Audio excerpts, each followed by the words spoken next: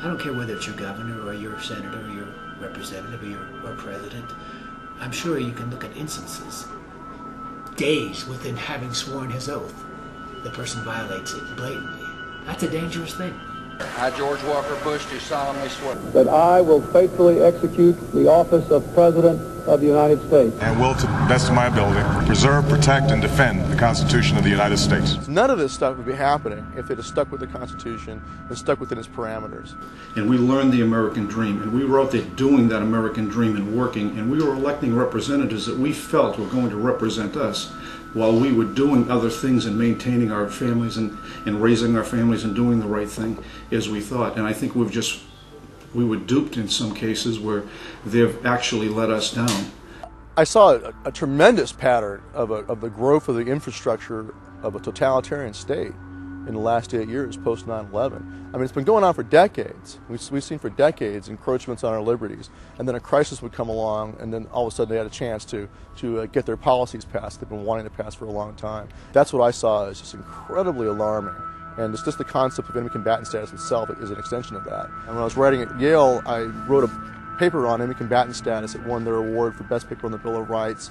And unfortunately, when Obama was elected, he didn't repeal any of those things. And he's left that in place, which is the pattern of all presidents. Whether it's a left boot or a right boot on the back of your neck, we just don't want the boot on the back of our neck.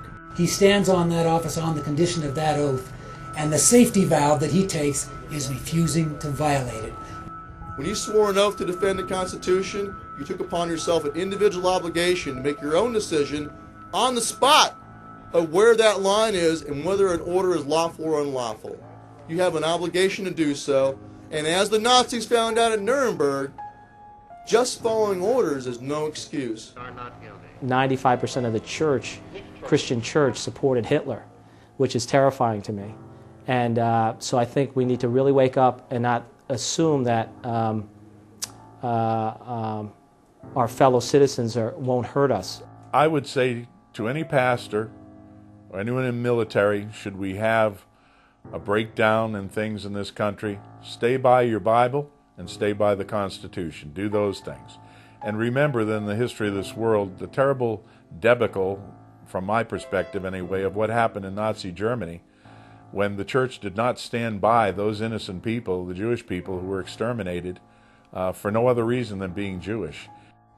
My God, how did we ever allow our government to reach such a point? What's happening to the United States is very, very sad. It's sad because we've seen it done to third world nations over and over and over again.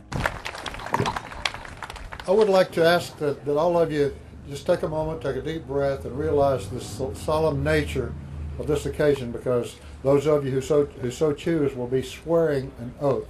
Pretty serious proposition. You'll never have anything in your life that's as valuable as your word. So just remember that. If we all do nothing more than fulfill our oath, then we can turn things around just on that alone.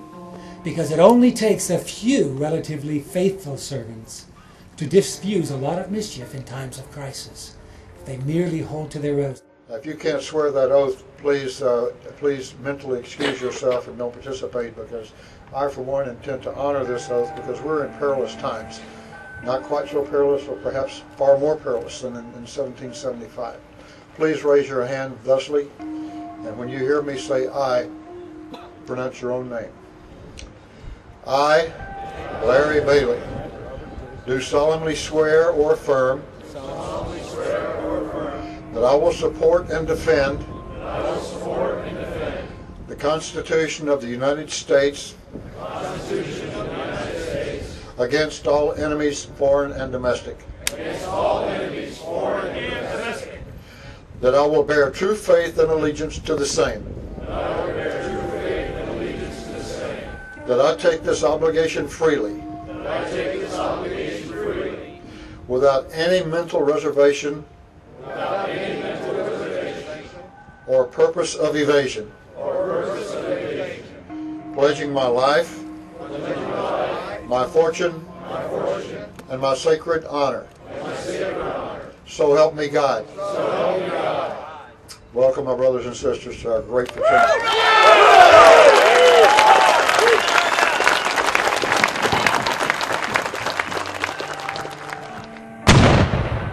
Oath Keepers, an association of active duty military, police officers, and veterans, all of us who swore the oath and will keep our oath, and will honor our oath. If you swore an oath to defend the Constitution, honor your oath by joining us, the Oath Keepers, and become an Oath Keeper.